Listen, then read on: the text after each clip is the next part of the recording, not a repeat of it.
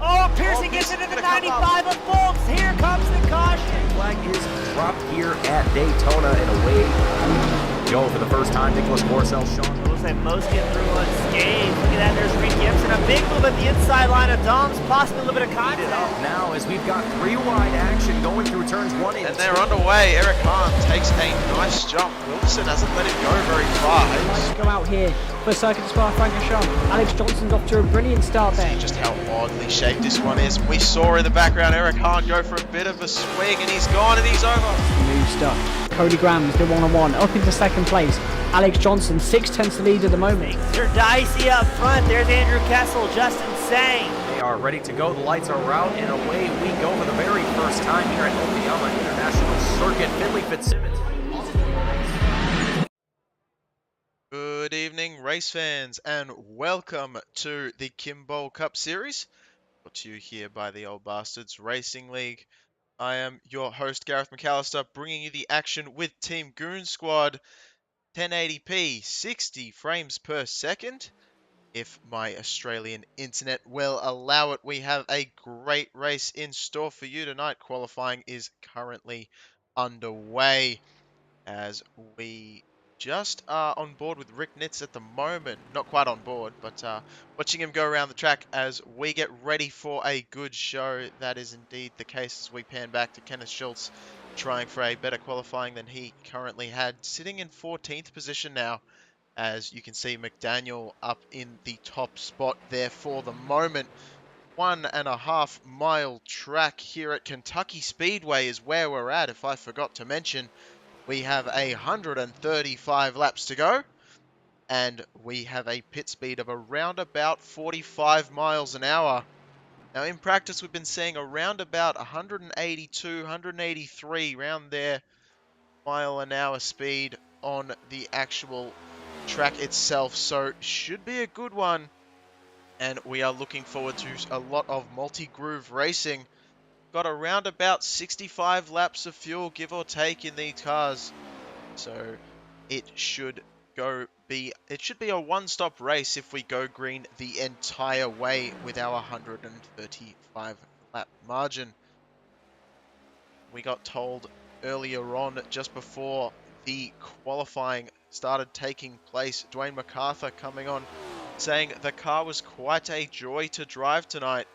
So we're looking forward to what appears to be quite a good event as we get ready to roll up the grid as qualifying has just completed. So on pole tonight, we are going to have Greg McDaniel starting up front. Michael Waltz in the second position. Lloyd Moore and Cameron Chaussee are going to be in row 2. Jonathan Green, Joey Buscemi are going to be in row 3. Brian Lindsay, Courtney Nelson in row 4. Lee Worsdell, Brian Lynch in row 5. Robert Garisco and Brian McRubbin in row 6. Row 7 is going to have Clay Walker and Kenneth Schultz. Row 8, Dustin Martinson and William Martin. Row 9, Patrick Martindale and Kermit Gentry. Row 10 is going to have Michael Dow and Dave Nestor. Let's see if we shot for you. I'm trying to anyway. Row 11 is going to be Rick Nitz and Clint Reist. Row 12, Dan Hill and Tom Ogle. You can see all the cars lined up on the grid there. Just trying to get a better shot of them, but failing at the moment. I'm sure once they get moving, it'll be a little bit nicer. As we pan back the field even further, Ryan Glass is going to be in the 25th spot. Dwayne MacArthur is going to be alongside in the 13th row.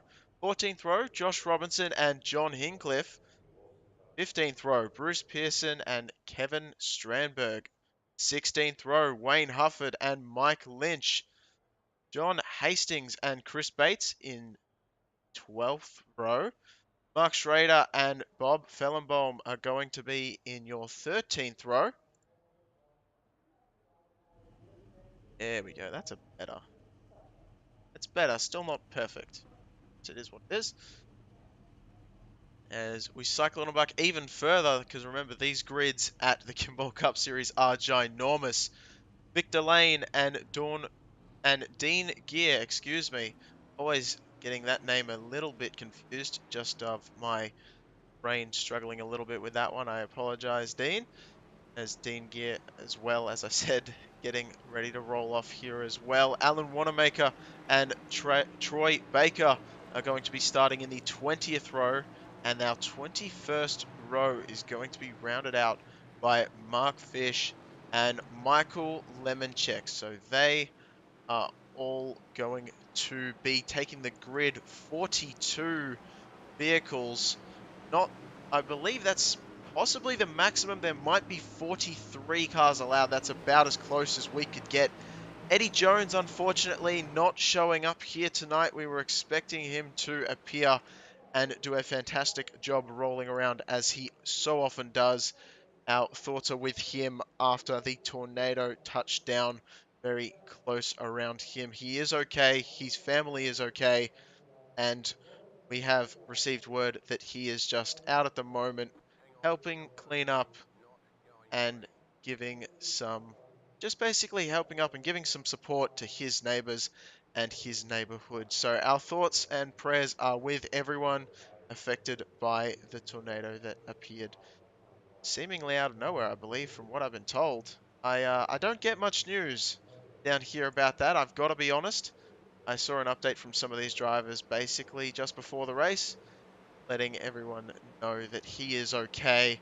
So our thoughts are with him and anyone else affected, as we are going to stay under yellow for one more lap, just so we can get every single vehicle lined up behind each other, and we're going to get ready to roll this one. So as I said, 135 laps. We have a 65 lap thereabouts fuel window, so we should get ready. Not sure if anyone saw the COTA, I say COTA, Circuit of the Americas. Some people don't seem to understand what I mean when I say COTA, but Australians, we like to shorten everything, so there it is. But yeah, not sure if anyone saw that the NASCAR Cup Series just finished up at Circuit of the Americas, and that was a hectic finish indeed. There was so many cautions, I couldn't count them all, really. And especially at the end, they had to go, I believe overtime happened 2 or 3 times, if my memory serves me right. And it was just a bit crazy, but we get ready to roll out with the Kimball Cup Series anyway. Much better than the Cup Series. You don't have to worry about that as we get ready to roll around. Pace car is going to take a very shockingly hard left corner as we get ready to roll it out. And I get ready to show you some horsepower as we go to green. There it is. We go to green. We're not allowed to use the apron here, so no going over the Geico start zone, and we're not going green quite yet. It looks like we're staying caution for the moment. That's an interesting move.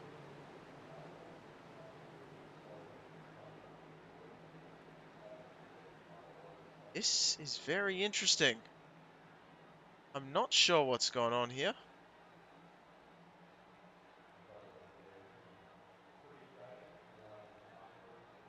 Showing green. Try something real quick. Thanks for this. We are live.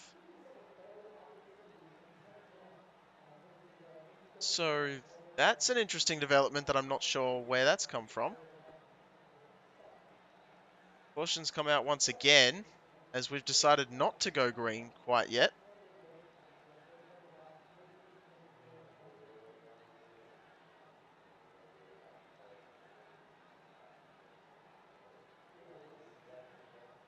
Potentially some problems going green right when we wanted to. Drivers still potentially sorting out exactly where they belong in the order. See if we go green this time.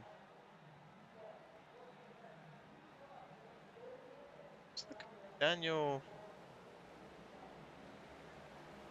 Okay, so I think we've gone green now. I believe so. Or are we staying under caution? It's like, I'm very confused up here in the booth. I can't imagine how confused you are in the chat. As no, here comes the pace car out again.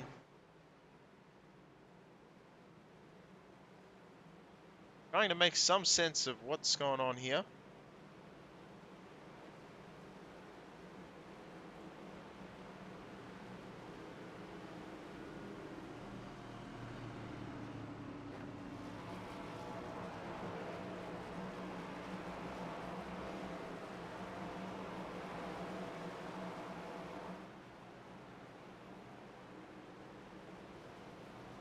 I do not see anything.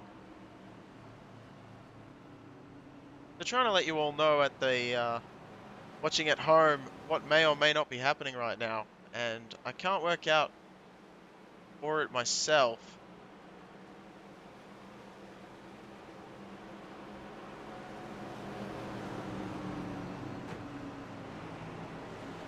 Potential some issues, but if there are some, they are not on my end. I can assure you of that.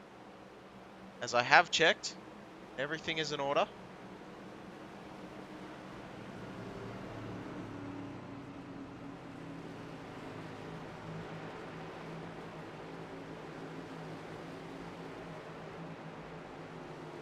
Hopefully we go green soon.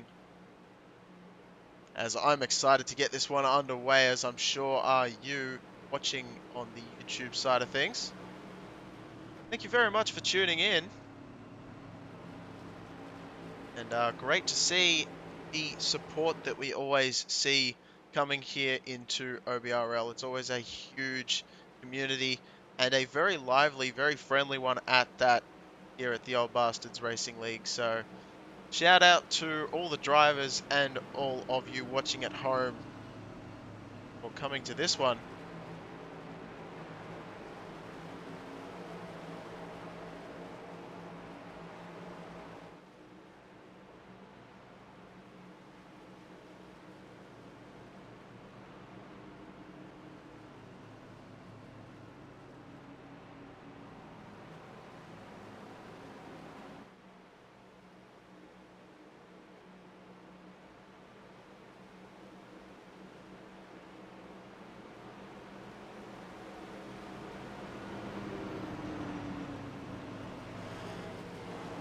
Pace car's lights are out this time, and it looks as though everyone is lined up sort of correctly. I think at the back there's a little bit of a conundrum as where everyone exactly needs to be lined up. But I think we've got it all sorted out, as it looks pretty good from what I can see.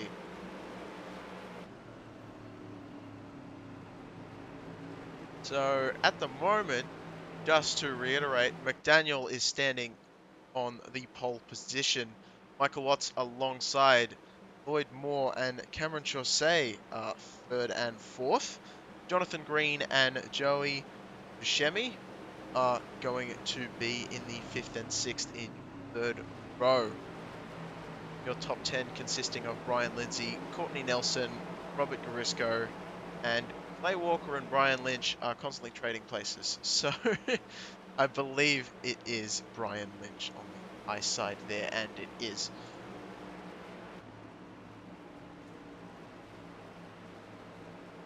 So we get ready. We're going to go rolling green this time, surely, as it looks very much indeed like we will. Restart zone. And there we go. As we unleash a mammoth amount of horsepower, McDaniel takes a nice early lead as expected from the pole sitter, but Michael Watts is tucking in just in front of Lloyd Moore. Gets it done there. Great to see as we've got side-by-side battles as you'd expect continuing to take place. That is Garisco and Lynch going side-by-side. And Garisco takes that spot away, but we've got multiple grooves coming in here in Kentucky.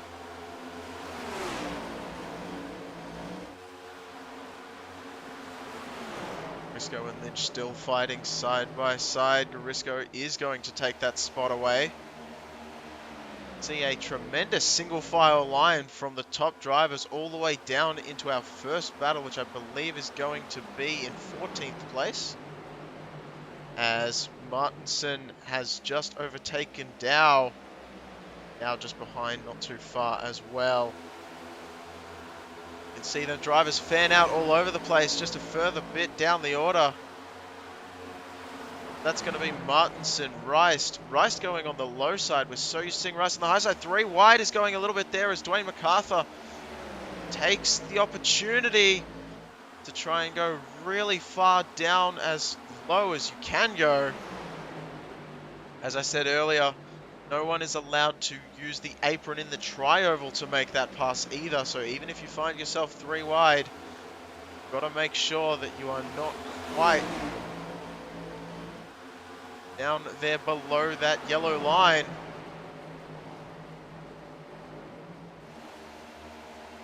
And MacArthur getting all sorts of squirrely, going a little bit up high. Not sure he wanted to do that. Cutting in front of William Martin. And you can see Tom Ogle making that there down the apron, as well as we pan the camera back to the front. Lloyd Moore currently in the 3rd spot in a huge gaggle of cars.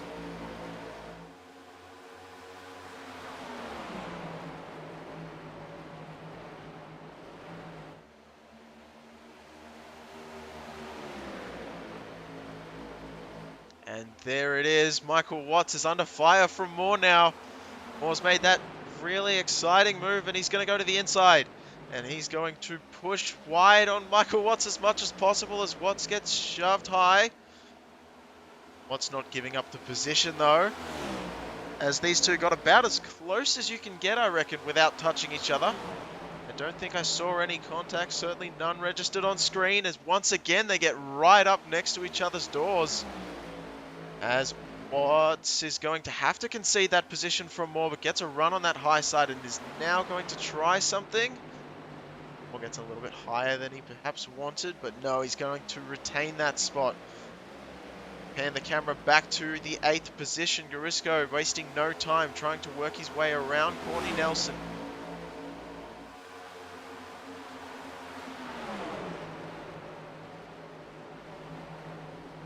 Nelson now falling back into the 9th position.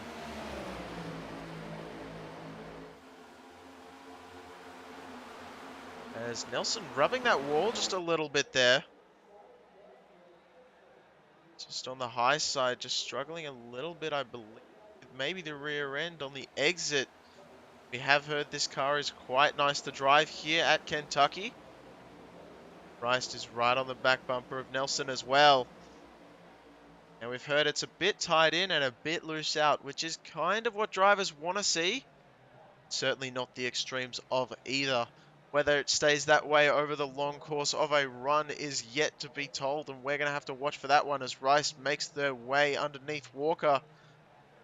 Defending on that high side though. Going to get that quick run around on the high side as we come into lap 13 of 135. These two continue to battle. I say that as Rice has almost gone away. Play Walker. Lynch tried to get his nose in there, wasn't quite able to do it. And we've got a battle for the lead as Lloyd Moore really just took that spot away from Greg McDaniel.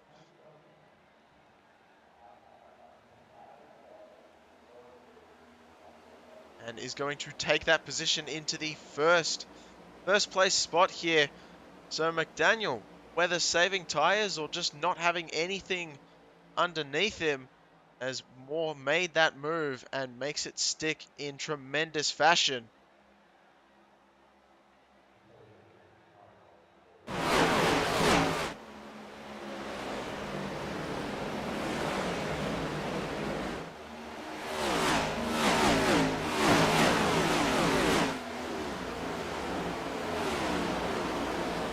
As you're hinting at 3 wide there, we just saw as we panned back to the cameras that we were commentating over.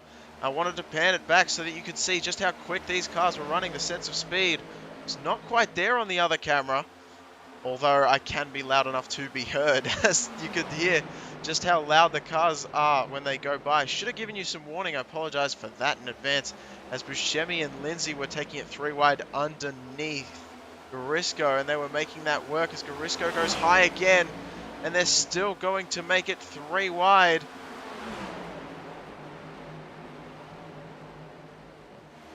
And Garisco making a very dominant performance on that high side, moving straight up and going out there.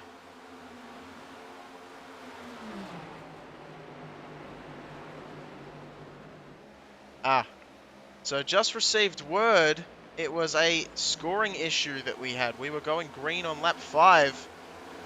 So there was an issue with qualifying. Thank you for telling us on the YouTube side of things. And wish we could have seen that one sooner. But regardless, anyhow, we are underway, and we have been for some time, as Lindsay now working his way around Brian Lindsay, as he and Buscemi have got something sorted out, and they're doing a great job moving their vehicles to the front. Built up a huge gap over McDaniel. 1.2 seconds. That's incredible. That really makes me wonder if McDaniel is trying to save as much tyre as possible. We haven't heard much in the way of whether tyre wear is a huge deal at this track or not. What we are understanding is that it doesn't have too much of an impact, as we pan the camera all the way back to the 22nd position of Michael Dow. He is doing a great job. You can see being side by side with all of these cars. That's going to be Dow, Bates going side by side just in front of them, Robinson and Martindale as well. And you can just see just behind all these guys is Mike Lynch starting in the pack just a little bit further back. There he is. Still that rookie driver with the triple number, doing a great job so far. Up, I believe, 5 spots from where he started. As our timing and scoring once again goes through a little bit of a fit. As we pan back to try and get some of these cars back in the field a little bit of TV time that they so often deserve. As Joey Buscemi continues to try and work his way through the field a little bit further. Courtney Nelson now on that low side, 3 wide once again. One of these few tracks you can probably run 3 wide fairly cleanly, as Buscemi has made their way just around the outside in that battle with Kenneth Schultz. Now is Dwayne MacArthur jumping all over the place with what I'm talking about, but Joey Buscemi is now underneath Brian Lindsay, I believe that was. No, Brian Lindsay's there. Clay Walker is... Man, I'm remembering all these names. That is a lap down vehicle. That is why I am getting confused. That's Rick Nitz. Leave. No, it is not. I'm getting all sorts of confused. It's been an interesting start to this race. Part of it me and part of it not. And I sincerely apologize for that one, as Courtney Nelson and Robert Garisco fight side by side for the 7th place position.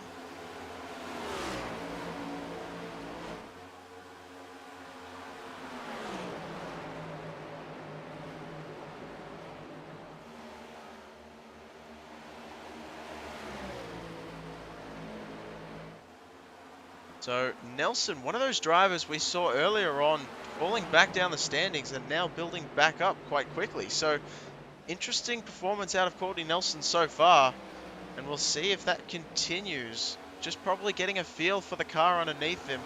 Not quite sure how much to push it at this point, but feeling it out for the moment, as the top 5 have really almost separated each other quite significantly.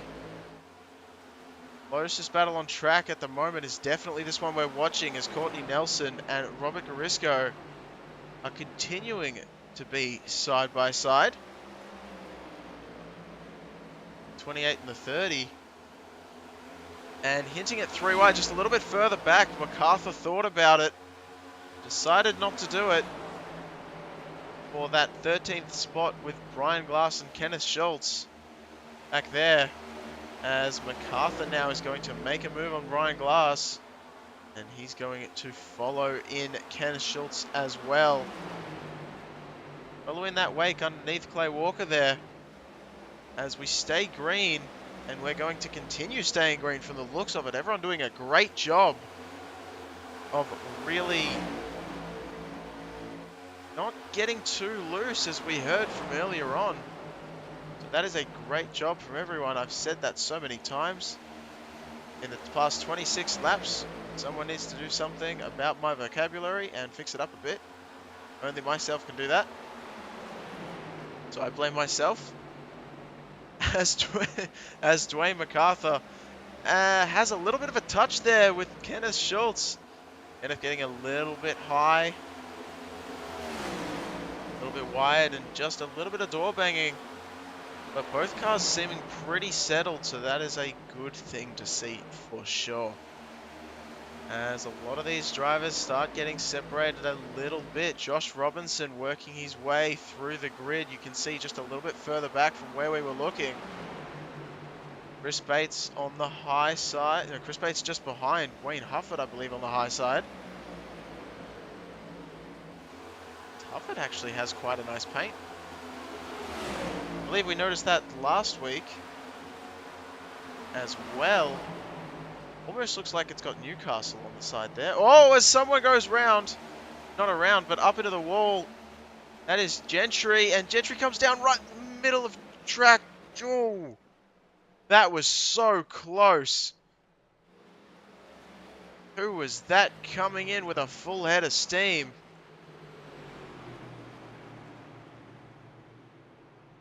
I believe that may have been Wanamaker. And that was certainly something.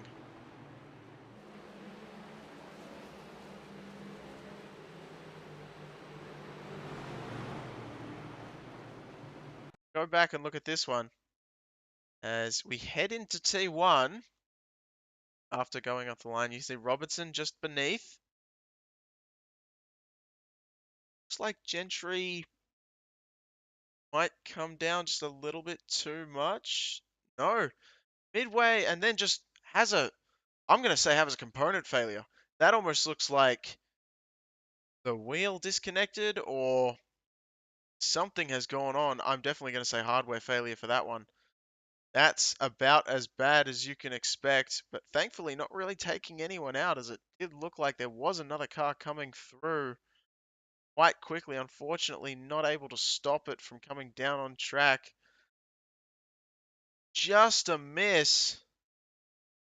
I'm going to say that was not Hastings. I think that was Lee Warsdale. No, it wasn't Warsdale. Wait. Yes, it was. Ah. It's a nice feeling when you're actually correct. So, we have all come down pit road after 29 laps. Some of them already under caution, as we heard the first 5 laps were.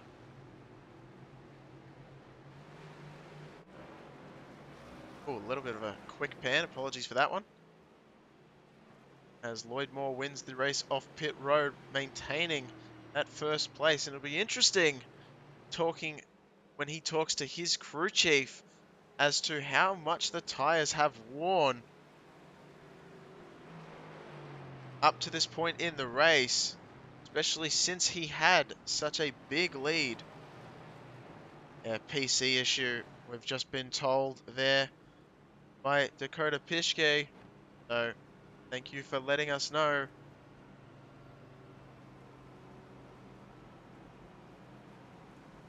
Hufford, Bates, and Martinson all getting shout-outs from the YouTube side of things. Val Ace letting us know who they're cheering on quite clearly and loudly, so that is good to see. It's always great to see.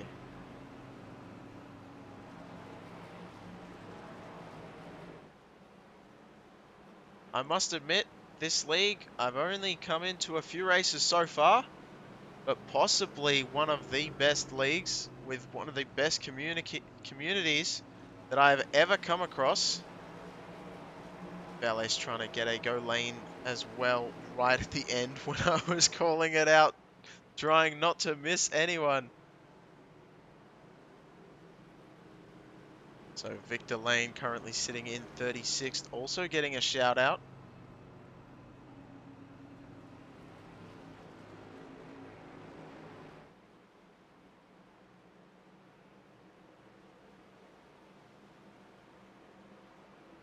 We're still single file, so we're going to go around a couple more times. I did want to mention that the Kentucky Speedway is very, very new. It only opened in the year of 2000, turn of the century, when everyone thought Y2K was going to ruin all of the computers on the planet. Remember that? Ones and zeros, they can't cope with the number 2. I always found that quite fascinating, but yeah, unfortunately I was a little bit too young to quite know exactly what was going on. I just remember everyone going crazy about it. And, yeah, wow. But it's so funny to me that even though the Y2K phenomenon was so huge, it ended up being nothing to concern anyone with. And everyone was panic buying, and it went crazy. Anyway, as I talk about Y2K. But, yeah, I also wanted to say, you know, this track did get a repave, and we do have it on iRacing at the moment. The repave happened in 2016, and universally was liked by most drivers, so that was definitely a good thing to see as well. As we get ready to roll back to green, banking of 17 degrees in turns 1 and 2, 14 degrees in 3 and 4, so not quite as much help in 3 and 4 as 1 and 2, and 8 to 10 degrees of progressive banking in the tri-oval, although no passing on the apron as we've heard. So, Greg McDaniel, Lloyd Moore. Lloyd Moore is going to be on pole, has chosen to start on the inside line. Clint Rice, Michael Watts, Cameron Chaussee, and Jonathan Green are going to be your first 3 rows. So we get ready to unleash all of that next-gen Cup car power. We go under green as we hear him go up through the gears.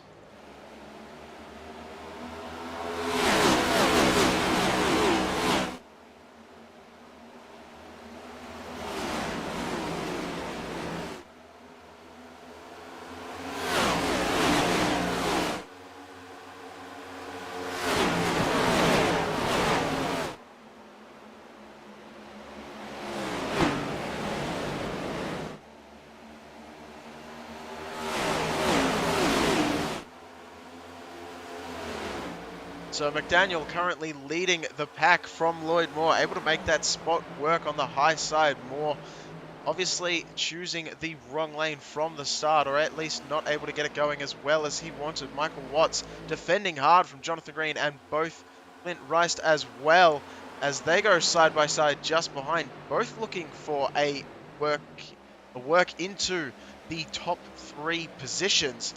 Let's see if I can actually call that one proper for the moment, as Robert Garisco has been making his way up currently very, very quickly, but not quite as quickly as Clint Reist, up 18 positions from where he gridded at the moment. So that is absolutely phenomenal, as last week we saw just how much Reist loved the high line. We're not seeing that as much today, but he goes high once again to try and prove me wrong. As Michael Watts continues underneath, gets a little bit loose, gets a little bit of a touch. They're going to go round. That's going to be Jonathan Green falling down the standings. I cannot believe. As we try and grab Jonathan Green, there he was. Oh. As he falls down quicker than we expected, getting up into the wall. And is still going to be on Struggle Street, thankfully keeping the car above everyone. Kevin Strandberg as well, looking like he checked up to try and avoid that. as unbelievably Clint Reist continues his charge and was not much affected by that at all. So very lucky for Clint Reist, as Reist, gotta ask him which one he prefers. I may have said that last week, but I forgot to ask him. As Clint continues the work on the high side, fell back a few spots, but nothing major, as he still finds himself in the top 7 spots right now, fighting Brian Glass on the inside. On the outside, he's fighting Brian Glass, who is on the inside. Got to word that a little bit better. As Garisco, it looks like, is on the high side of Cameron Chaussee here. Chaussee with a beautiful paint job. I'm really digging that purple paint scheme, as I think that says Taco Bell on it. You know, sadly, we don't get Taco Bell in Australia, so I can't really comment much on it. I have heard, let's say, mixed reviews about Taco Bell in the past, with from different people who have supposedly dined there, or whether they're just hating, I guess I don't actually know. But either way, either how, that is a great looking paint scheme, as Ryan Lindsay tries to work on Dwayne MacArthur, who's made his way through the pack, up 17 positions.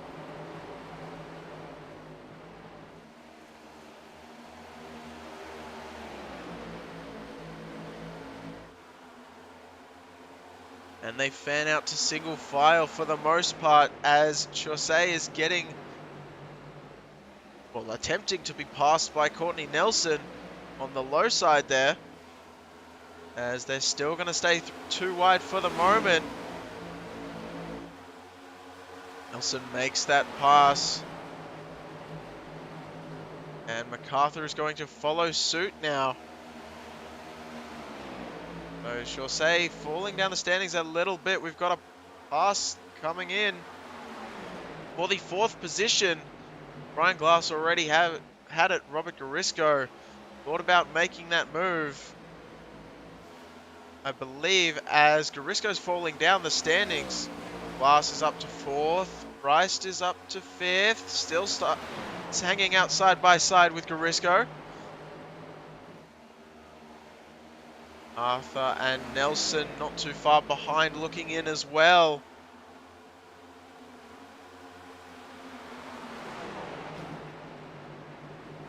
Garisco going very, very high, hits the wall. Nelson just behind, I believe, hits Garisco. And they're going to stay walkers side by side. Watch that as they're 3 wide, doesn't realize it. Garisco struggles on the high side.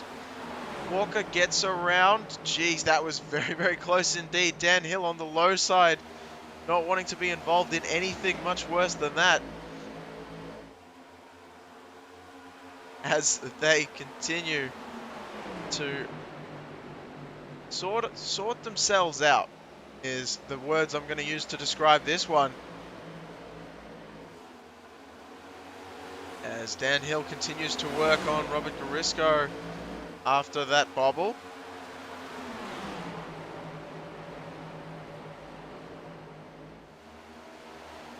See on the timing sheet here, Moore has opened up a 6/10 gap over McDaniel.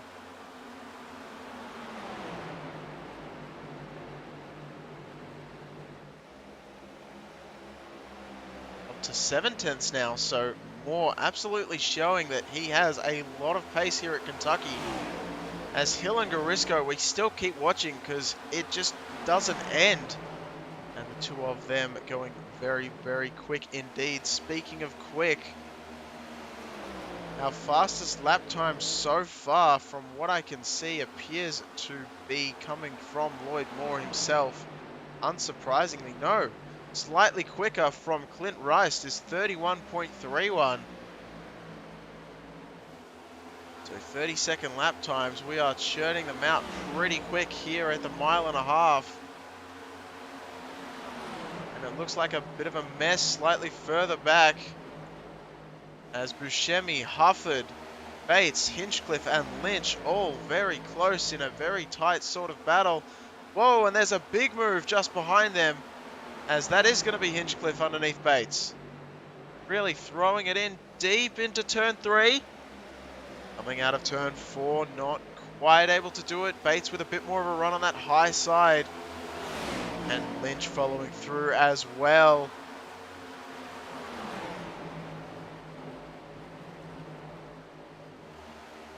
As Bates and Inchcliffe continue to be side by side. They're currently fighting for the 18th position out on track. William Martin in the 30th spot, having a lot of company around Lee Warsdale. And Patrick Martinsdale not too far behind, looking in as well.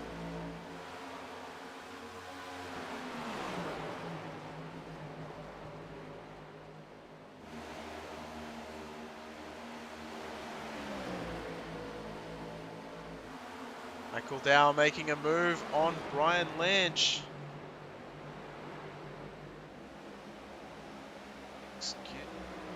Yeah, I'm not sure what happened there. Oh, there it is. Brian Lynch is slightly further ahead. This is... No, that is got to be Brian Lynch down there. No, it's not. It's Fellenbaum. He's duking me out with a different paint scheme. That has to be a different paint scheme. I'm so used to seeing... Although it looks strangely familiar at the same time. We are all sorts of confused up here in the booth, trying to do our best to make sense of our own mistakes. as we also try and have fun with it. Garisco and Dan Hill continuing their battle side by side.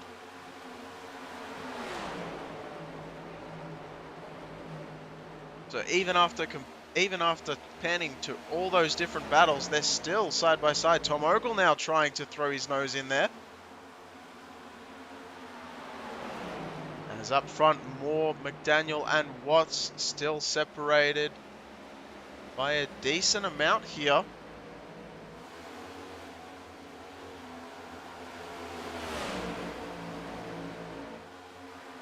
Rice is not too far behind Watts though, only 2/10. As Rice is actually closing that gap, so we'll pan back to it, using the draft very well on Watts. And Rice making the move just as with Pan. Good timing. Rice making that move pretty well indeed after coming back from a massive hiatus from what we've been told before last week. Coming in, showing the boys what he's got still under the hood. And he is trying to make that move on Watts. Watts not giving it up very easy. The top 3 positions definitely sought after, as Watts really backed up into the corner there. Reist taking full advantage. Glass getting checked up. MacArthur is going to try and take advantage as well. Underneath Glass now.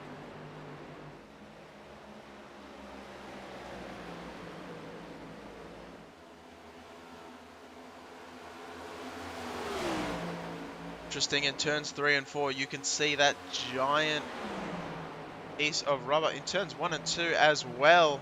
When MacArthur uses his right side tires on it, that should provide quite a bit more grip on that low line, just as an extra advantage to try and compensate the drivers for that high side having a little bit more run off the corner. And using it quite well, catching up to Michael Watts here.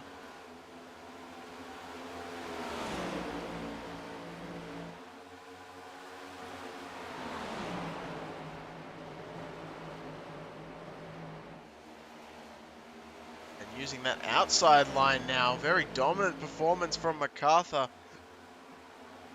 Excuse me, as he's made his way up 22 spots, we're being told. That is absolutely phenomenal. As Brian Glass now losing the spot to Courtney Nelson, so potentially using those rear tires just a little bit too much, trying to get the power down as quick as possible.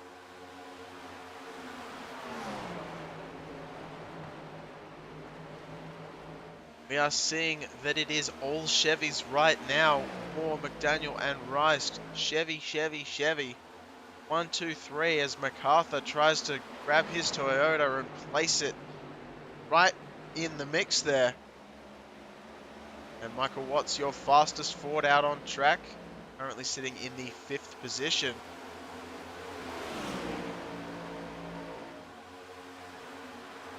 Trying to make a move back on Courtney Nelson now. Nelson says no. Absolutely not, as Nelson shuts the door and stays out in front. Looks like Lindsay is going to try something on Chaussee. Not able to do it. Clay Walker coming through. Oh, so much more pace was Clay Walker and almost gets to the back of Lindsay. That was very, very close indeed. You can see Robinson, Ogle and Hill all trying to take advantage of that little conundrum.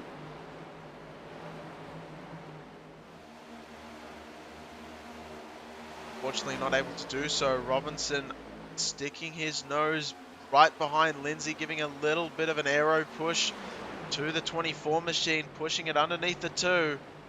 Trying to make that 24 machine run as quick as he wants it to. But Clay Walker is just too powerful out on top. 2 machine is going to take that spot away. Robinson and Ogle, the teammates, working their way on the high side around Lindsay now as well.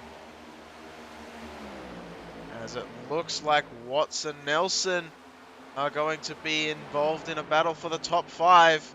Nelson looking low.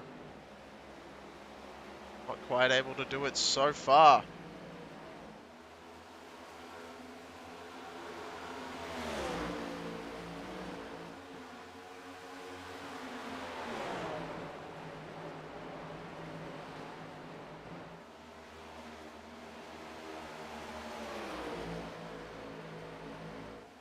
See, way up front it was Lloyd Moore. I don't know if you could catch that just at the end as our camera angle switched positions.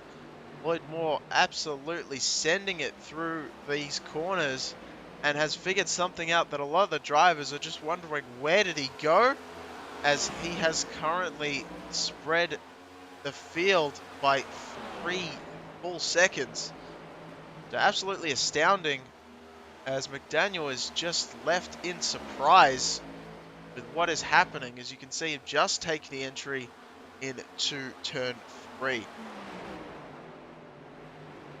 Nelson going to make that move on Watts. No. Drifts up the track just a little bit more than wanted to. And not going to be able to make that pass, as we see Clay Walker dive down to the inside of Cameron Chaussee.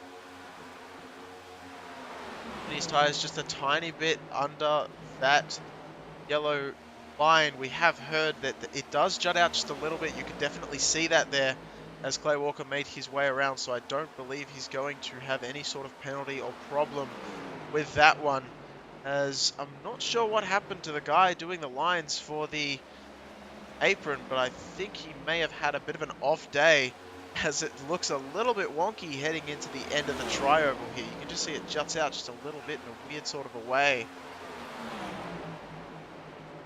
as Clay Walker now gets passed by Robinson. So Robinson is on a mission and has been from the get-go. Robinson trying to tuck in. I don't think he realized that Walker was still there. Walker takes it 3 wide. Poor Glass stuck in the middle, but Glass sticks it down. Kodak.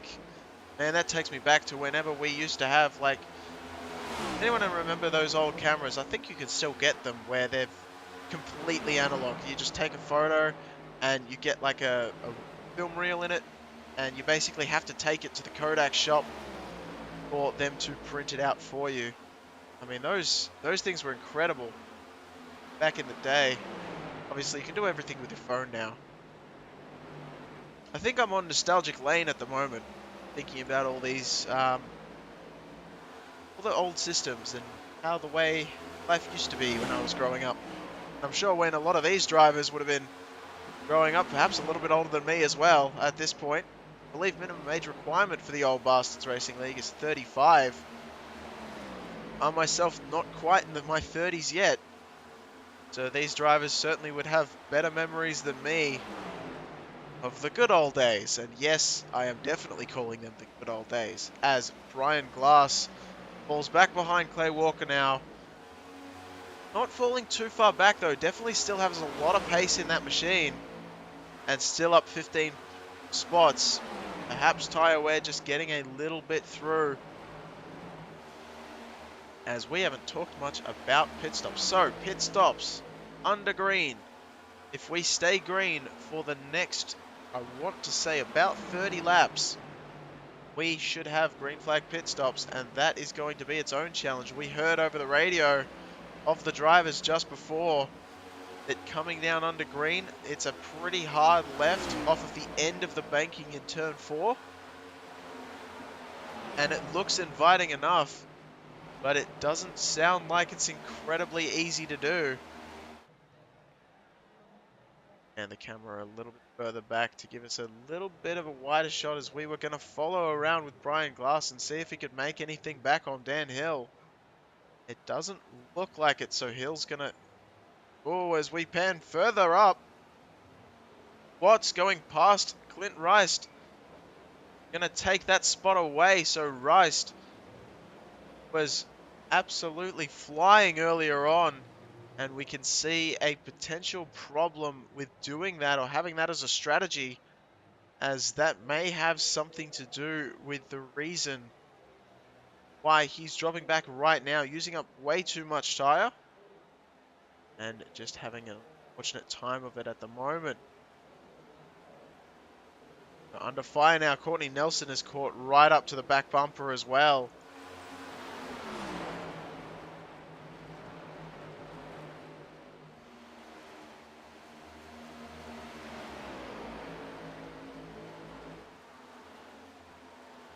Nelson just behind.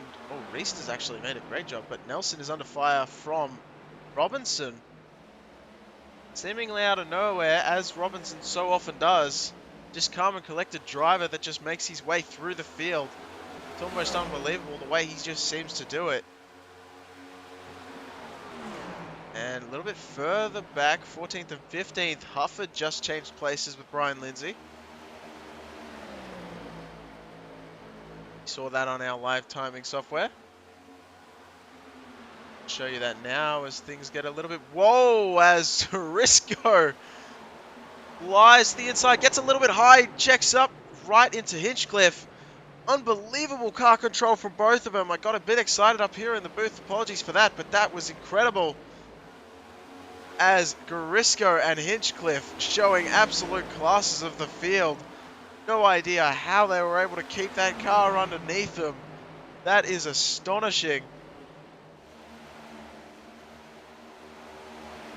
And both drivers got to be settling it down and getting back into their groove. That was incredible driving. As they are now, Hinchcliffe now down in 20th and Garisco in 23rd. Losing just a couple of spots, but nothing major, surprisingly, after that incident. I'm glad we caught that one on camera right at the time we looked, as Kenneth Schultz is falling behind Brian Lindsay just now, I believe, as Buscemi also tries to follow through for the 15th place position. And forget up front, because we have a huge battle going on just further back, as we have 23rd position Dave Nestor just made his way around. 24th Mike Lynch. Bruce Pearson not too far behind either, with Mark Schrader just in front. And they are all so close together at the moment, as you can just see the absolute freight train of a line that these drivers are leaving behind them. It's Pearson, you can see right on the back bumper of Lynch at the moment. Look at these drivers. Look at Mark Fish. Look at that paint job. Sponsored by GoPro. That's about as good a paint job as GoPro could expect, I reckon. As usually they choose white, but I like this one a whole lot more. That blue is really standing out for... Wow, there is a lot of great paint jobs in the field at the moment. As we pan, Brian Glass losing a spot again to Wayne Hufford, so Glass has fallen back to 13th now. Those tyres not favouring him at all on the long run. Josh Robinson, we pan to him as well, because he has gone and caught up to Michael Watts, passing Clint Rice, and he is up to the 5th position, trying to make it 4th right now. As you can see, Ogle also trying to follow through behind Nelson. And Rice trying to copy, I believe, what Robinson was doing, but not having the tyres underneath him to be able to stick it down. as well as Robinson is able to do.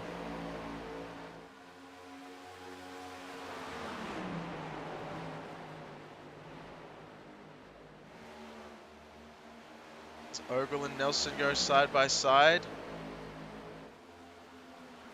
And Robinson continues to show the nose to Watts, but not actually making the move quite yet.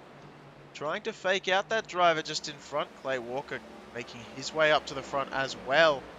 Just behind this battle between Ogle and Nelson.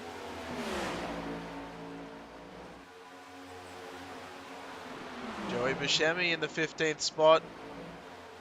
He's still around Brian Lindsay. These two drivers, week in and week out, they are so close together and they both span flames on their car. It is absolutely uncanny. One's a Camry and one's a Chevrolet Camaro. Don't know why it took me so long to say that, but it did. As they continue to have a little bit of a fight amongst themselves back here in the 15th position. Buscemi all over that back bumper. But unable to do anything about it, as Lynch was also looking just for a second there. It looked like they're caught up to last now.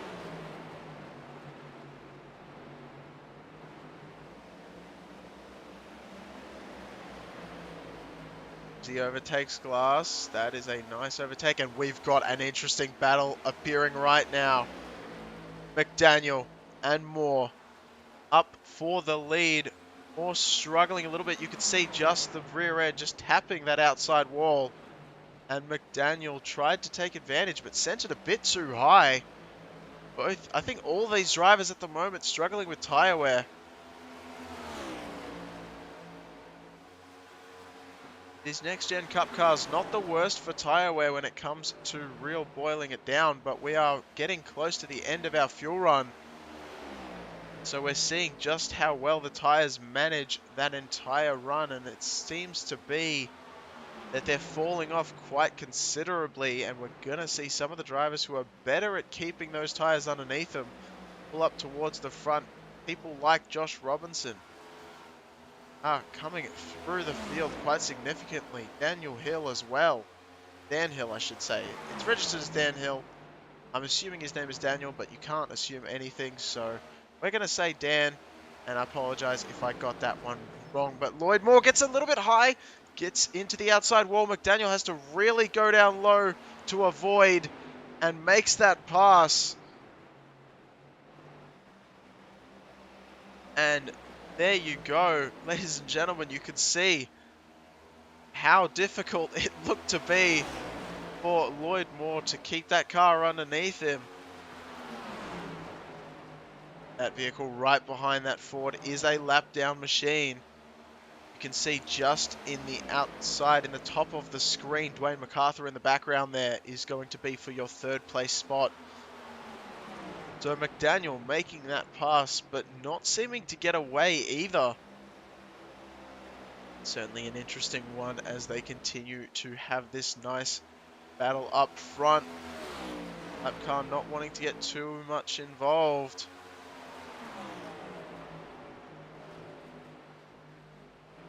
I believe that will actually be Michael Dow. It's the lap down machine, currently sitting in the 33rd position. Trying to get around Lloyd Moore at the moment. Dan Hill coming down pit stops. Getting things done and going underway. As we're getting ready. Obviously the first taker in this pit cycle.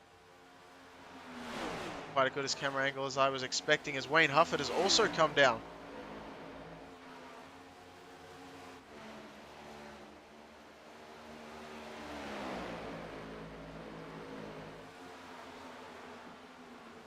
Michael Watts is under fire from Josh Robinson. We expected this battle to take place a little bit earlier than it did. However, it is certainly underway at the moment. Both of these drivers, though, I should have said Michael Watts earlier as well. Both of these drivers know how to make their tyres last throughout an entire fuel stint, no matter which track they go to. And Michael Watt's showing an example of that right now as he's able to keep Robinson right behind him. Green flags continue to be underway. Bruce Pearson, Mark Schrader, Mark Fish, all down pit road for the moment. And Dan Hill has been your first. Oh, Dwayne MacArthur and Josh Robinson also coming down. Tom Ogle as well. Cameron Chaussee, Clint Rice, they're all coming down pit road at the moment. I was just about to say Dan Hill is your biggest or your highest placed driver that has come down pit road. Was in 10th when he came down. But people coming down now. The price is right, come on down. As it looks like Ryan Lindsay came down as well. Joey Buscemi followed through, no surprise, and we got a caution. We have got a caution, and that is going to throw a spanner in the works, if I do say so myself. That is absolutely astounding, as we did see, it looked like a car was pointed the wrong direction up high there.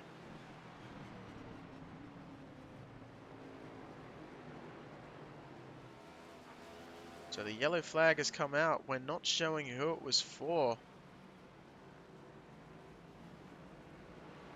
But we're going to try our best to find it for you. As it seemed to have come out just as Dan Hill made a pass.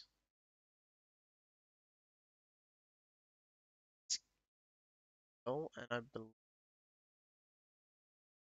outside there. That Lemonchek? No, that's the 6. That actually Dave Nesta, and oh, it was just in front of them.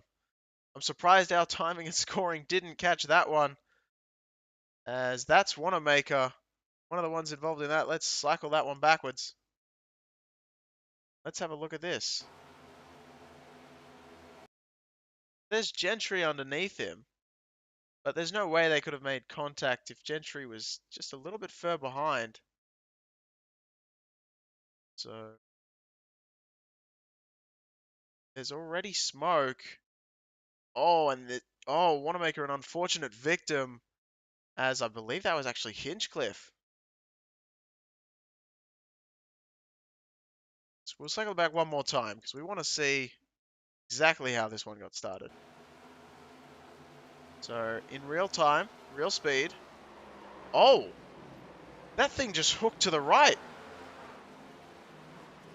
and then disappeared.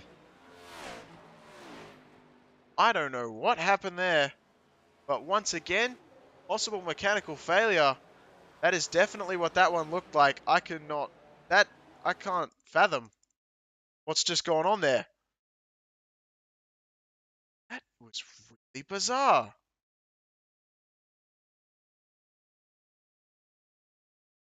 We're trying to cycle it on back so we can see once again. A lot of cycling back. That's way too much cycling back.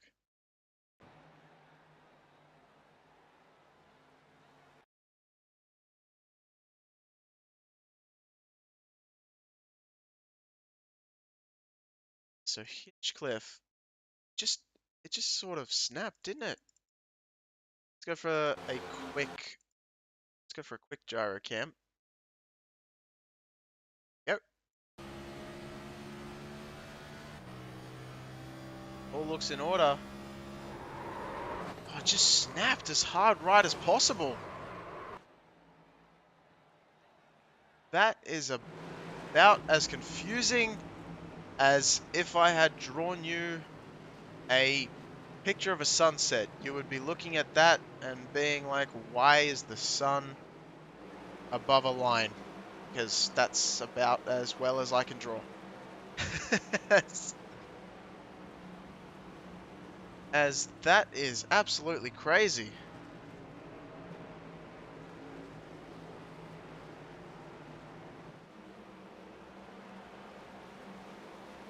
Jonathan Green coming in saying we were making jokes in the cars about how confused I was a bit during the start. I appreciate that. And don't do it again. We have fun.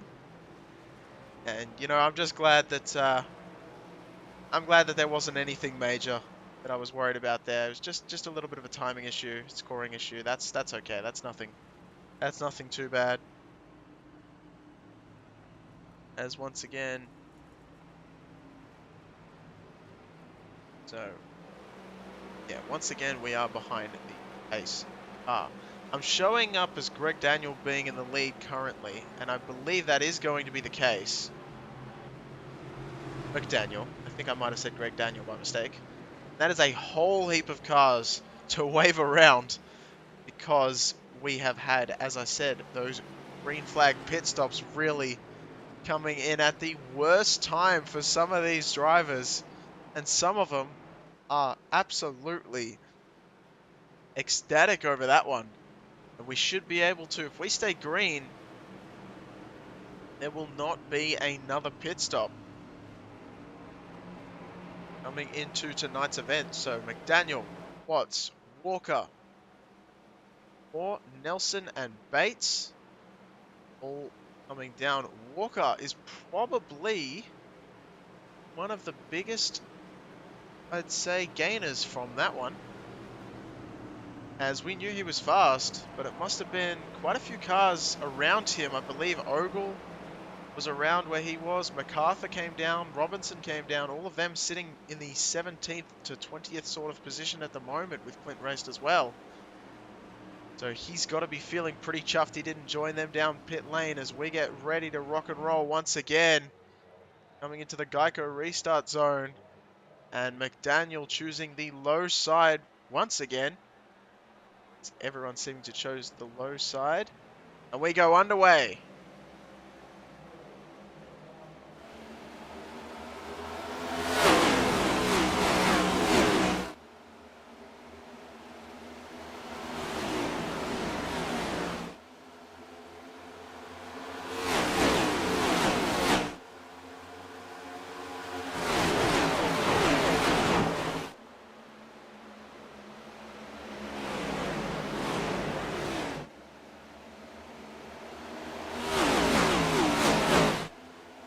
So Moore trying to make that move on McDaniel, unable to do so as Watts tucks in just behind as well for the third place position. Clay Walker in on the high side, well, not really high side, more of on the medium sort of side, I guess.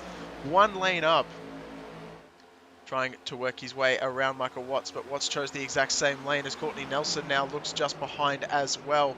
Brian Glass, a great position out of him at the moment as well in the 6th position. Chris Bates up into the 7th place spot. Brian McRubbin, Bob Fellenbaum also as Garisco makes his way underneath Fellenbaum. Gets checked up a little bit by McRubbin on that low side though. As Garisco underneath. Looks like he's going to be a little bit struggling to get around Fellenbaum even with that tap to the outside wall. That's pretty surprising as these two are basically as close as you can get as they were side by side right when I said that. Another caution has come out. And we're not showing that one on the timing screen either. Oh, yes, we are. As I've just had a second quick look and Schrader, Mark Schrader, gone for a little bit of a bobble out of the corner. And just taps the 94.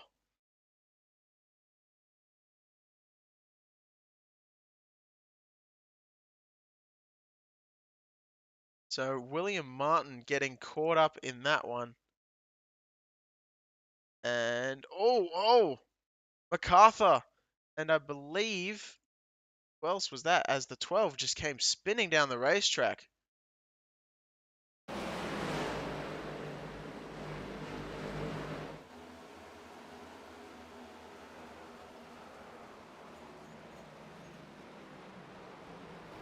Oh, that was a blue machine.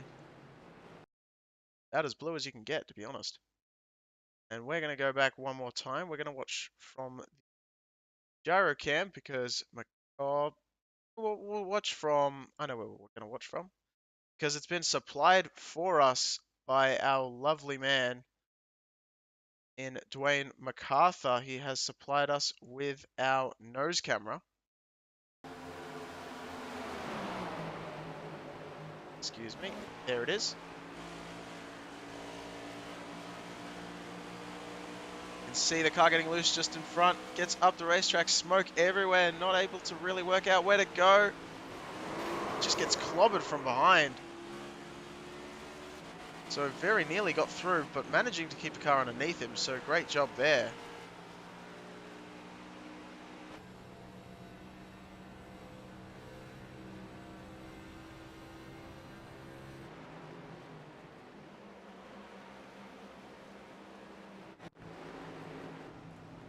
As I believe, wasn't Michael Dow that got involved in that one. Michael Dow, I just realized, is sponsored by White Castle. Yet another fast food chain that I have heard only positive things about White Castle, actually. And yet another fast food chain that we don't have. You know what? That car, I can see it. See it right there.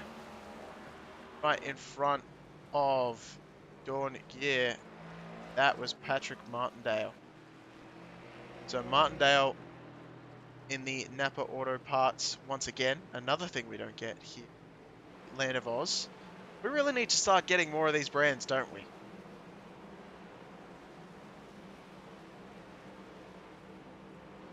Make sure you let me know on the YouTube side of things what I'm missing out with all these brands, because there are so many here. Let me know what you think of White Castle.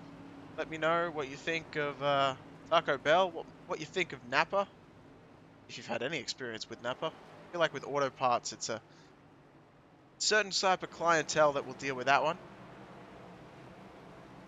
I've got a mate who works on his car all the time, probably would have loved to have Napa down in this country. We got a place called Super Cheap Auto as our main one. We've also got Auto Barn. Not sure if you guys have heard of any of those. Super Cheap Auto, maybe not. Oh, maybe. Depends if you watch Bathurst. But regardless, I am very keen to hear what your thoughts and opinions are on some of these brands.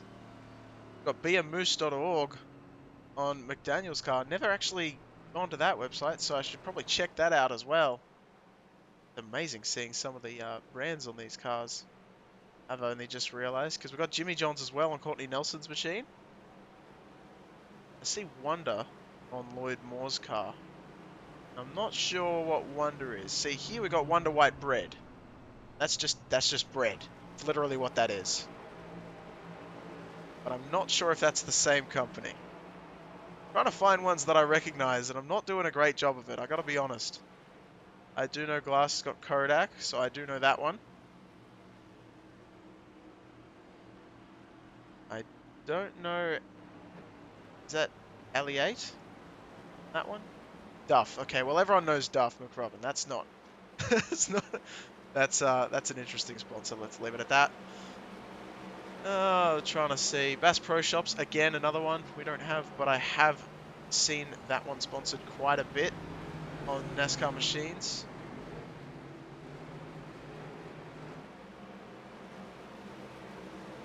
Oh, Victor Lane coming in saying, yes, it is bread, so yes. Chalk one up for me. Oh, Victor Lane's saying he also lost his internet and got booted. So he could use White Castle about now. Apparently everyone's still saying they're great. Adam Hopper saying it's bad for you, but it tastes so good. Ain't that the way with the usual? Isn't that normal? Absolutely normal. The good stuff always tastes... Yeah. It's the bad stuff. That's where it's at.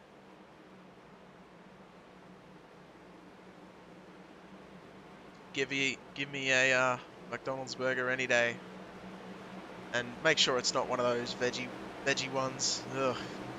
Why do they do that? Why do they sell salads and vegetable burgers at fast food places? I know it shouldn't, like, annoy me, but it kind of does. I mean, if you want a salad, why are you going to, like, McDonald's or KFC? Or, you know, I'm sure White Castle probably does one as well. It's just so confusing. There you go. on Michael Watts' machine. I just noticed that's Lowe's. I believe that's a hardware store of some sort. We don't get that here either. Got Home Timber and Hardware over here. As we go back to green, and I've got to stop waffling about random stores and things I know, things I more or less don't know, as McDaniels and Watts actually get a huge run on the inside line. Moore is left wanting very much so, as he's also checked up Walker behind, so Nelson's going to try and fight for that third position as well. Right behind Watts, as you can see, the Kodak machine of Brian Glass trying to make his way underneath Walker with a big run into turn 3.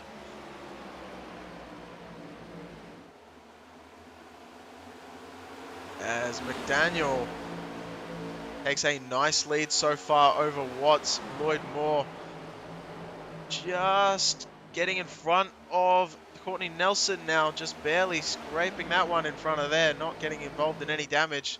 Thankfully, as Clay Walker and Brian Glass continue to be side by side.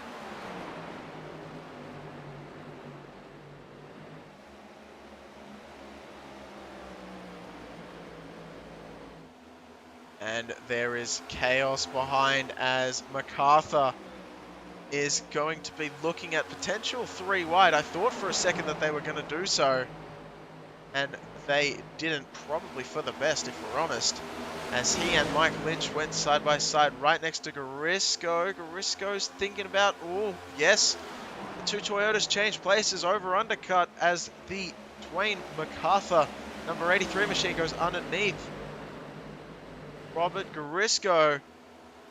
Tom Ogle just there, not too far behind as well, trying to get his nose involved in this one.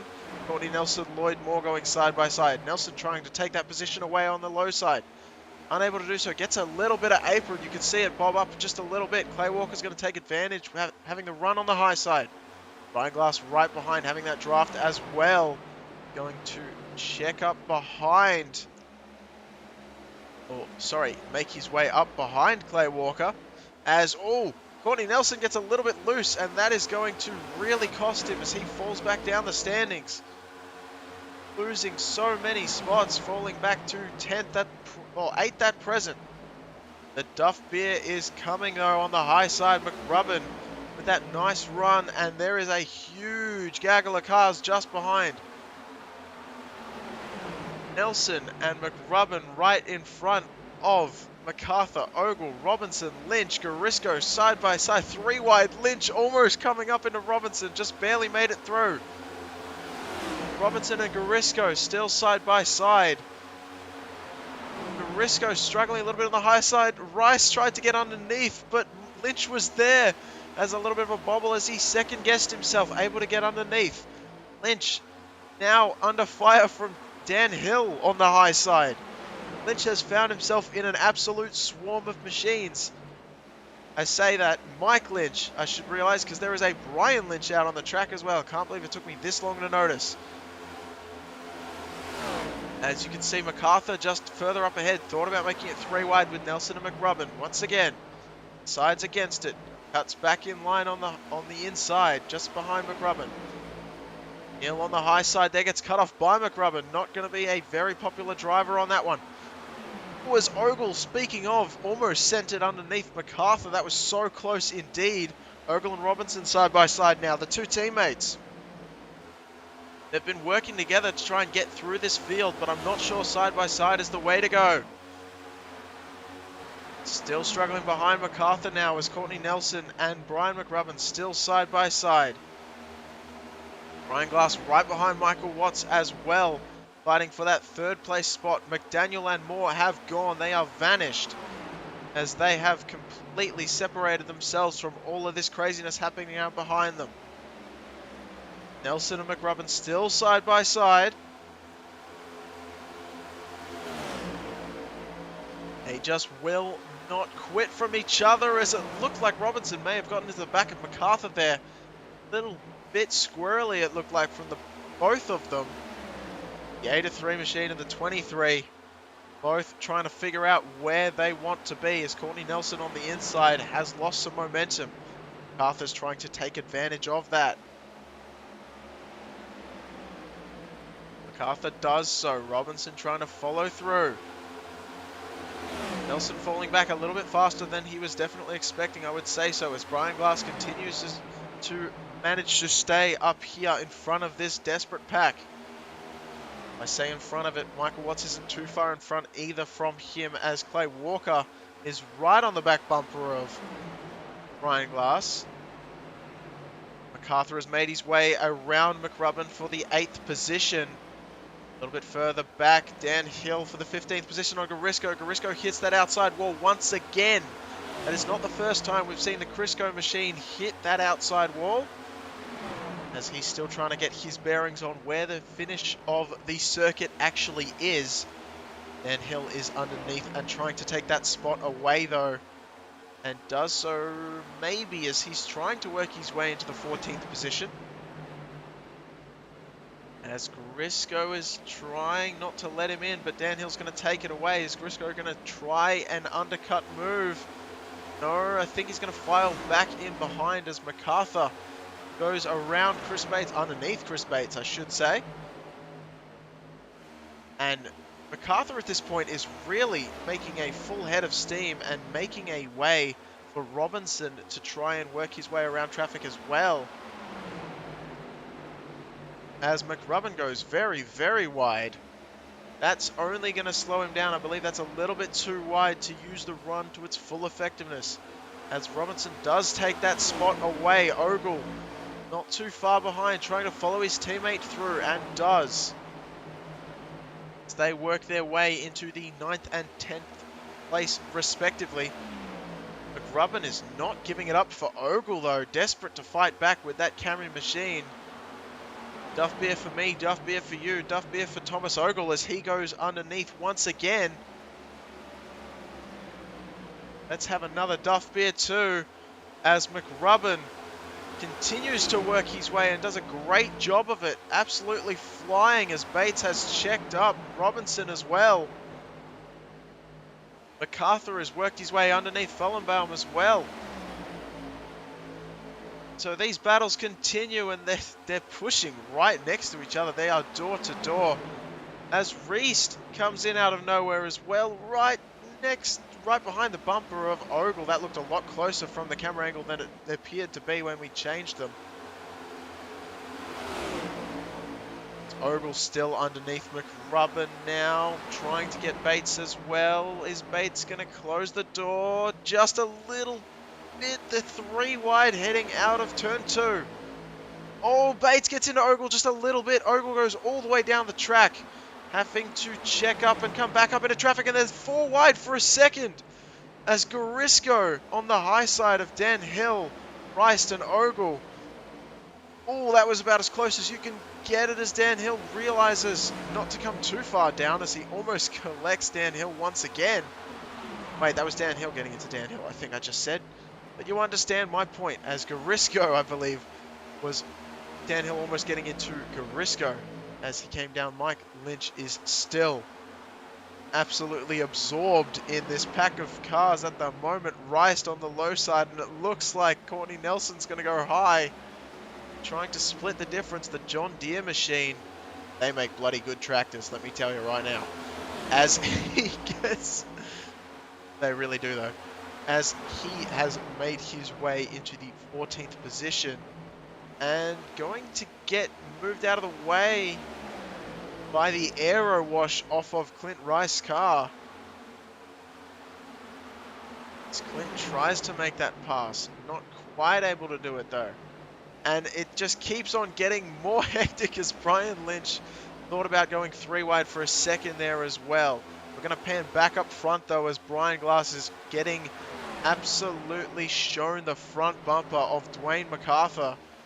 That Bass Pro Shops machine right on the bumper of Kodiak. Have a break, have a picture. I don't know where I was going with that, almost referencing Kit Kat at that point.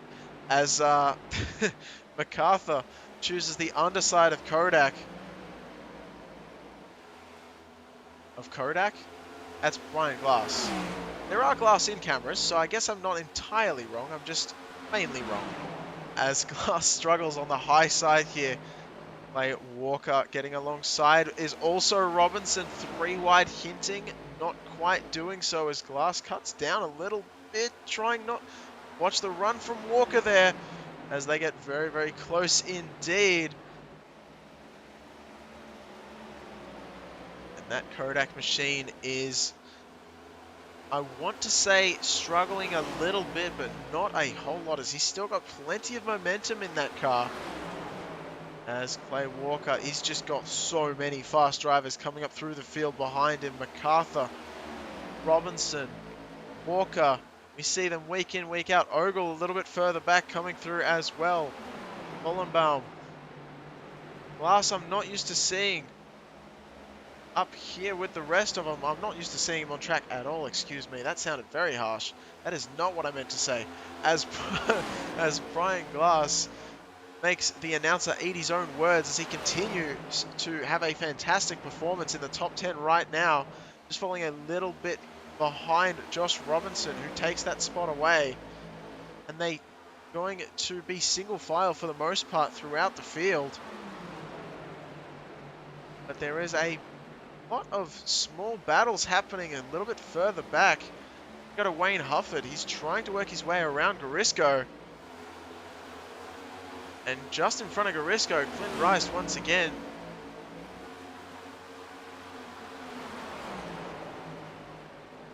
I tell you, it doesn't seem to matter where we pan the camera to. There always seems to be Clint Rice in frame. Not sure how he's doing it, but he seems to be at the front, at the back, all over the place. And I'm pretty certain there's not a duplicate Clint Rice out there on track at the moment. If there is, that'd be an incredible point stay as he's worked his way a little bit further ahead of Hufford now. Hufford has taken that spot away from Garisco. Walker and Robinson are just having a battle out here in the 5th place position. So Robinson has taken that spot away from Walker. Walker not one to let him have it easy though, as he's going to stick his nose right at the back bumper.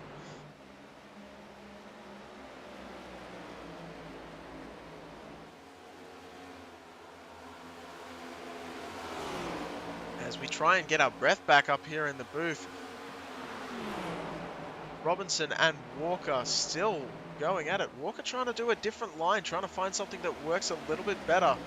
Going to get slightly more of a run than Robinson off out of the corner using that technique, but lost way too much going into the corner.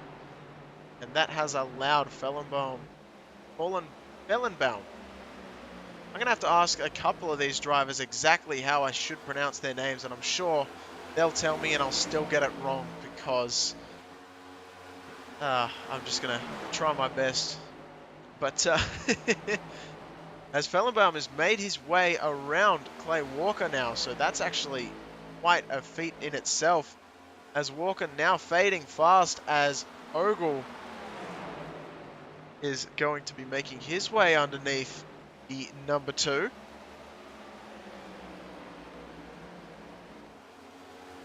Ogle, I think, winning points week in and week out for having the most vivid paint job on track.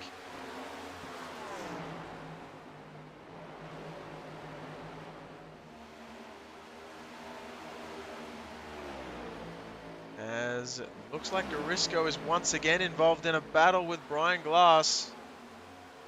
Side by side, Garisco often using that high line, so not sure how that low line is going to work for him, and it doesn't look like it's worked as well as he wanted, as Brian Lynch had to check up a little bit, as well as Mike Lynch and Courtney Nelson behind as well. So Bates and Rice also having a battle just slightly further up the field. This is for the 11th spot, as Rice on the high side, so used to seeing Rice work that outside line. It's not working as well as he wanted it to, though, as Hufford is able to take that spot away and drags up just a little bit into the path of Rice. There's a battle just even slightly further up front. Every time we pan the camera, there's another battle taking place the next lap. Hill and McRubbin are going side by side. And Hill looks like he's going to take that spot away. Is he going to? Yes, he is going to completely block the runoff that McRubbin had coming out of the corner.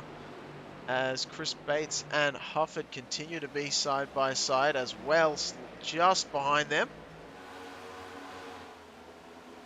And it looks like Rice is thinking about a 3-wide maneuver. Ooh, Bates tucked in, really trying to ruin the run of Hufford there. But Hufford says no as he pulls it underneath. And Rice not sure which car to follow at this point. Still behind Bates for the moment, getting as close to the wall as possible without touching it. I can't imagine getting any closer than that. And pulling down to the inside of Bates, able to make that pass stick.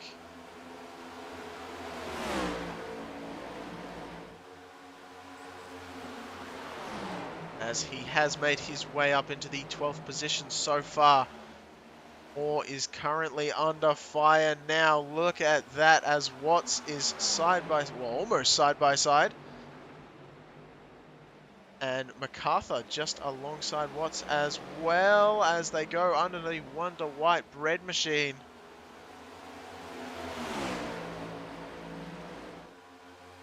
Bass Pro Shops trying to tell Wonder White you cannot fish with a piece of bread. Don't know if you've ever tried it. I certainly haven't, but I know some people who've had, and for some reason it seems to work weirdly. As Bass Pro Shops trying to tell Wonder White Bread that should not be happening. So MacArthur has taken that spot away more. It looks like the tyres are reaching expiry date, and we have a caution. Garisco, one of the drivers that we're so used to seeing hit that wall. Let's see if a tag of the wall is exactly what's happened once again. And no, gets a little bit of a bump from Nelson, but nothing. Oh, and then just a massive shunt from Nelson. Okay. Gonna go back up on the racetrack. Nelson chucks the brakes on to avoid. Into the outside wall. Lynch just avoids as well. When you come back down into the racetrack, you miss everyone. Oh, Lindsay getting very, very close. Stop, stop, stop, stop, stop. I know me saying it doesn't actually affect what happened already, but that is a great job from all drivers to avoid that mishap out on track. So, go from the gyro cam. See? And see this one more time.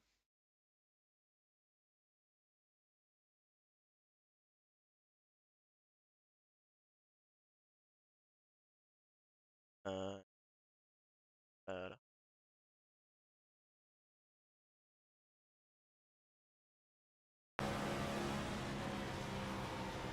little bit further back than I was expecting.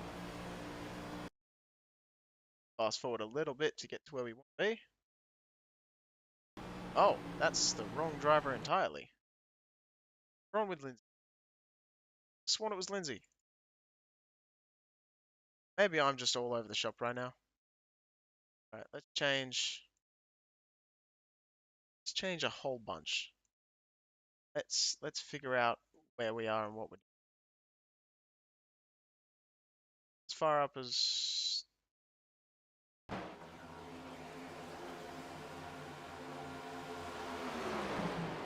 oh, it was Courtney Nelson. Right. Alright, now we're gonna jump on board with the gyro. Apologies for that one. Real time so you can see. A little bit of a bobble coming down, coming down. There's some space. Oh, yep. So I'm not going to say that was on Nelson there at all. Because it looked like Briscoe just was bobbling. And from what I could see, even though from the outside looking in, it looked a little bit sketchy. From what I could see when we went to that gyro cam, it looked as though the line was just held. Courtney Nelson held their line. It didn't look like anything malicious or anything of that nature, and it just looked like it was a little bit of a bobble.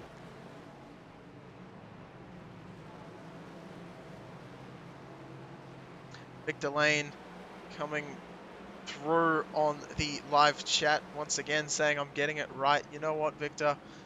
I'm gonna bake you a brownie at this point because you're an absolute legend for coming out here and making sure that I'm doing a good job, as well as everyone in the, well, basically in the entire YouTube, whether you're in the chat or whether you're watching at home.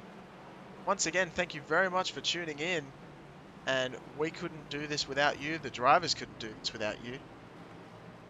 And we are very, very much appreciated of all our fans. Hopefully I'm doing a, let's say, a decent job at this point. I know the broadcast isn't quite as amazing as it was last week. Pretty on point last week, I reckon. But hopefully we can get it dialed in for Richmond Raceway coming up next week.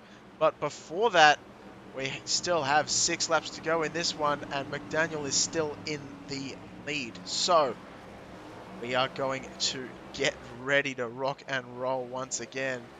Let me tell you, with less than 5 laps to go, this is going to get interesting. As McDaniel, Birnbaum are in your front row. Michael Watts and MacArthur are in the second row. Robinson and Walker will be your third row. Ogle and Moore in the fourth row. And rounding out our top 10 is Downhill and Chris Bates. So they are rounding out your 5 rows of cars, really. I don't know what else to say about that. Pace car's lights are off, so we should be good to go right now. Now, this is not going to be a green-white checkered portion restart, so it's going to be very, very close to one, though. As you can see, MacArthur already getting ready to race, as he is below Fellenbaum at the moment. And hard left turn is taken. We get ready to send them out.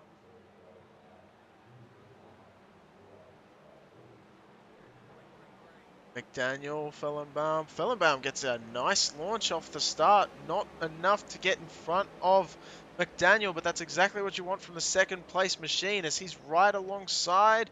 Watts gets a little bit loose, thankfully not getting into the side of Fellenbaum there, as MacArthur and Robinson are definitely coming in with a full head of steam. Robinson on the high side. Walker as well. Look at that machine go. That's that number 2. And the Wonder White Bread is getting full send on that high side, doing a bit of a Ross Chastain maneuver as they come back down to complete that lap as we get 3 to go. And we get underway as Greg McDaniel is still leading with a nice lead from Fellenbaum. Third place is up for grabs, though, as MacArthur and Watts really fight for that third place position. They must really want to talk to me at the end of the race. The number 2 machine also getting close behind, as it looks like that was going to be the Wonder White Bread machine of Lloyd Moore, getting caught up in the outside wall, so really stunting his progress there as MacArthur is underneath. McDaniel sets the fastest lap of the race just then with a 31 seconds flat.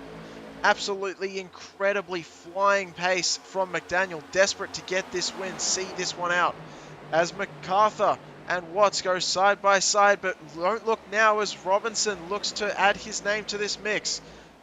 There is a little bit of a slow Michael Watts on the high side. Not sure what happened there. A little bit of a bobble, having to check up just a tad. Dan Hill getting involved as well. Incredible drive from Dan Hill to make his way up into the 5th position as he works his way underneath Watts. But MacArthur and Robinson are going to be side by side. Who wants this 3rd place? They're 3 wide just behind with Watts, Hill and Walker. Watts takes advantage. He was on the middle of that group, and he's going to take it home as McDaniel. We pan up front. Fellenbaum is going to be 2nd. Who's going to take 3rd? It's going to be Robinson, with MacArthur, Watts, Hill, Ogle, Bates and Walker, as well as Wayne Hufford, bringing in your top 10. Woo! That was an exciting race.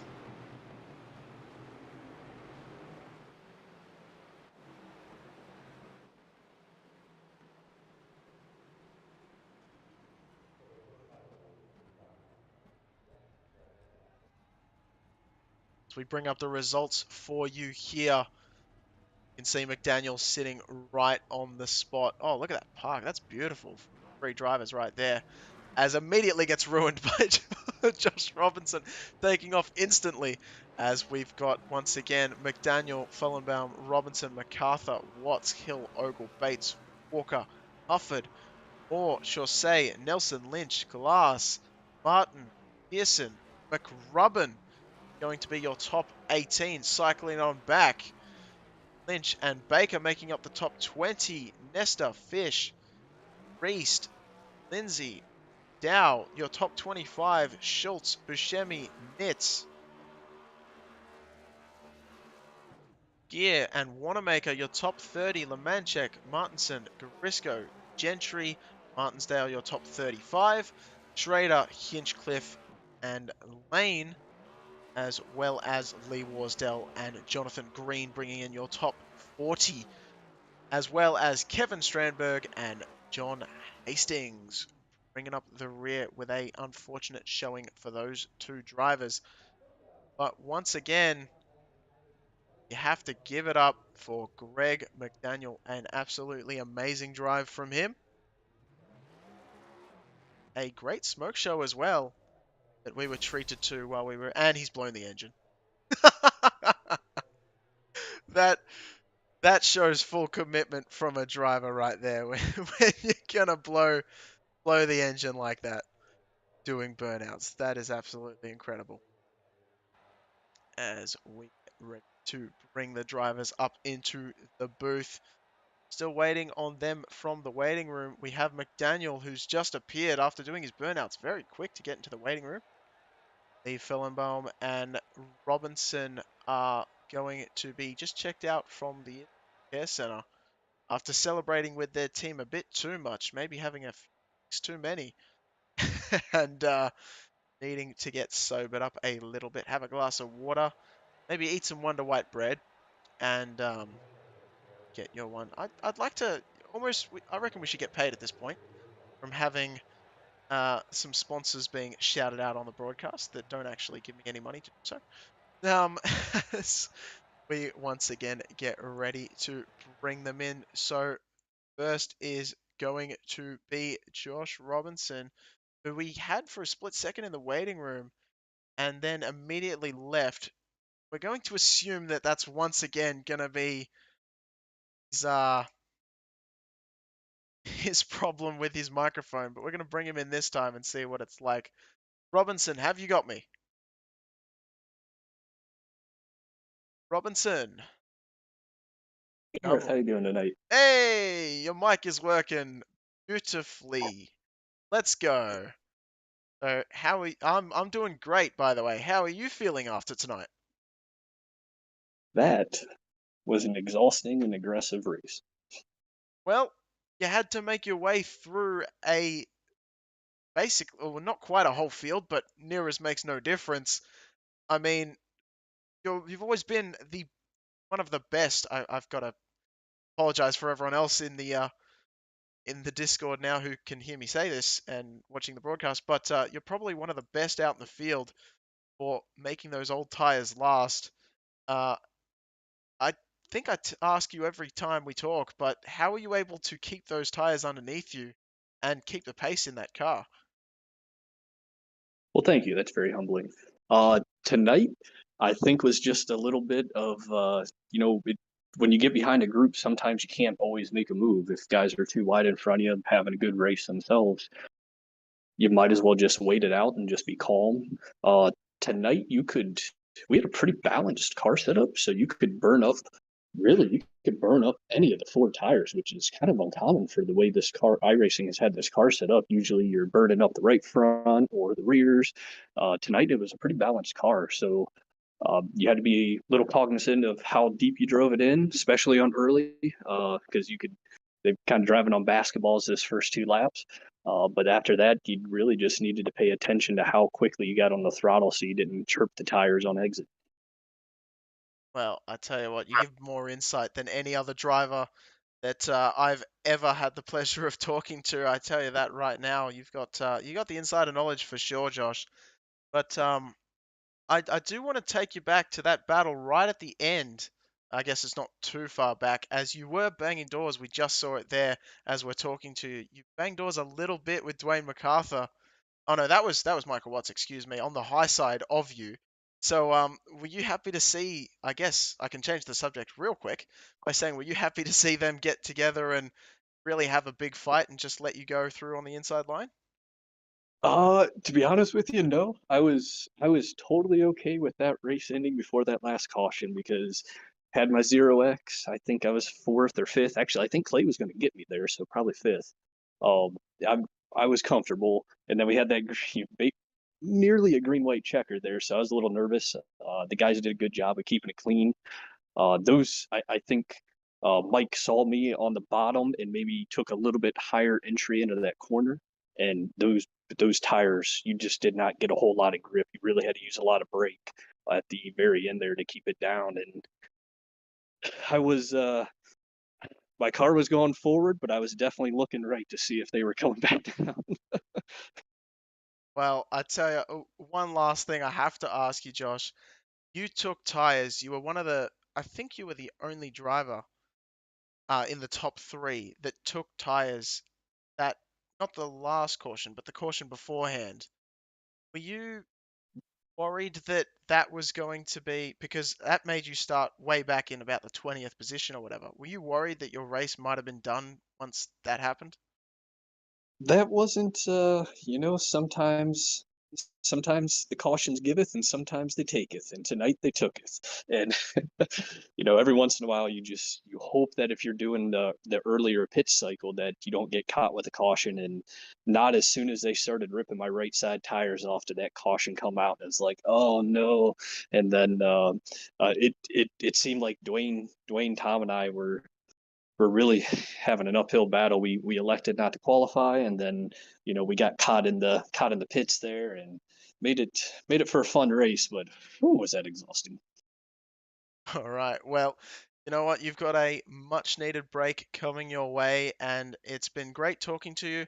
We will see you, I'm sure, near the future, considering we've seen you pretty much every week at this point.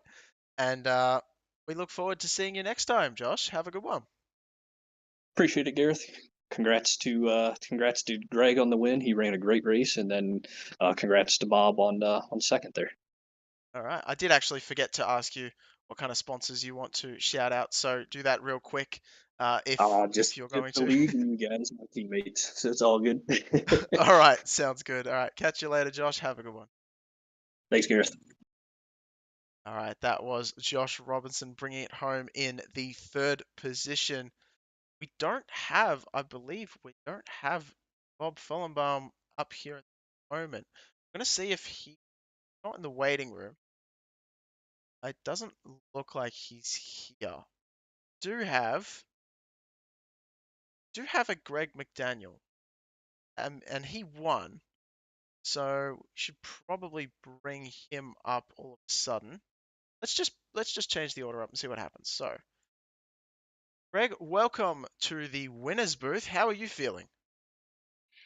I'm really happy whenever I win in this series. There's a lot of really good drivers in here, and to be up front most of the night and not see any of them doesn't happen to me very often. Well, Greg, I gotta be real with you. You started from the pole. You led, don't want to say every lap. I don't think it was every lap, but it was close to it. And geez, that one machine looked on fire tonight. I mean, Yeah, I know there's meant to be a question there, but I guess how'd you make that happen? well, we had a practice set. We always have a practice session on Saturdays for this series, a 2 hour practice session with a half-hour practice race at the end. And in the half-hour practice race, Lloyd Lloyd the Wonder car 26 drove off and left all of us and won the practice race. And he left us so bad I didn't really get to watch anything. But tonight, I kind of learned you could drive the car harder and not pay for it because he never really came back. But tonight in that second run before the second long run before the caution came out, he started coming back to me. And before he got away, and during that, I picked up on some things he was doing, and on that last long run we had before the last five lapper there, I was able to apply those things, I was able to run his pace at that point in time. So, gotta gotta thank him for having this track figured out, and luckily I was able to ride behind him enough to learn a few things. Well, I mean, that sounds about as humble as you can get. That's that's actually that's great sportsmanship. But I also want to ask you, Greg, you were down on the inside line for the majority of the race. Now, there is a seam there. I was telling the viewers as well. There's a very dark, very I want to say, is it really rubbery? I basically just want to grind your gears on or pick your brain about that inside line and having uh, that real dark patch down the inside. Basically, what is it, if you know? And secondly, I should know as a broadcaster. Apologies for that one. And secondly, what did that really come into play? And did you find that helped the corner turn around the corner, or that piece of track turn around the corner easier? I believe a lot of guys like to use that as something that they either ride just on the high side of it or they ride right on it. I believe it's an asphalt patch on the actual real track when they scan this or something. It's a part that they cut out and filled up with asphalt. So it's a long asphalt patch, I believe. Um, I used to use that. I used it as a reference point, but tonight I didn't my 1 and 2 stuff I didn't learn from watching Lloyd. I wanted to be down on the yellow line in the middle and exit at 2 no later than the middle, because if you were right on the yellow line, that would hold you down and give you some rotation off the corner so you weren't pushing up towards the wall. But in 3 and 4, I I I was using that asphalt patch wanting to be right above it until I figured out what Lloyd was doing. And then I ran the second lane. I might enter the corner just barely below the seam, but I would drift up to the second lane, and I would want to stay above that seam because if you touched the lower seam in the second lane, it would upset your car.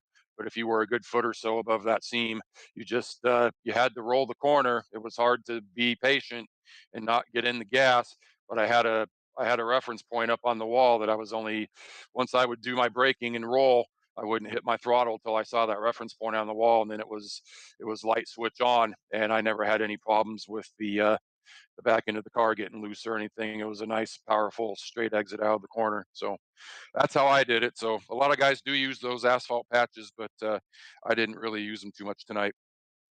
Well, Greg, uh, all right. Well, I tell you what, doesn't matter how you seem to do the track because it seems like it worked for you, and you ended up at the front. So, last but not least, who would you like to give a shout out to? That was an amazing victory. And oh, by the way, I did see you blow up your engine right at the end there during the celebrations. You want to speak a little bit about that as well? I don't win a lot, so normally if I do win, I get my money's worth and I go until it blows up. So I think Wednesday night, I won the Truck Series title. I didn't win the race, but I won the points, and I just did a few burnouts, and but normally I blow it up. So that's my ritual. Well, I tell you what, you definitely did it again tonight. So, and yeah, finally, I was alluding to just before I got distracted and distracted you as well.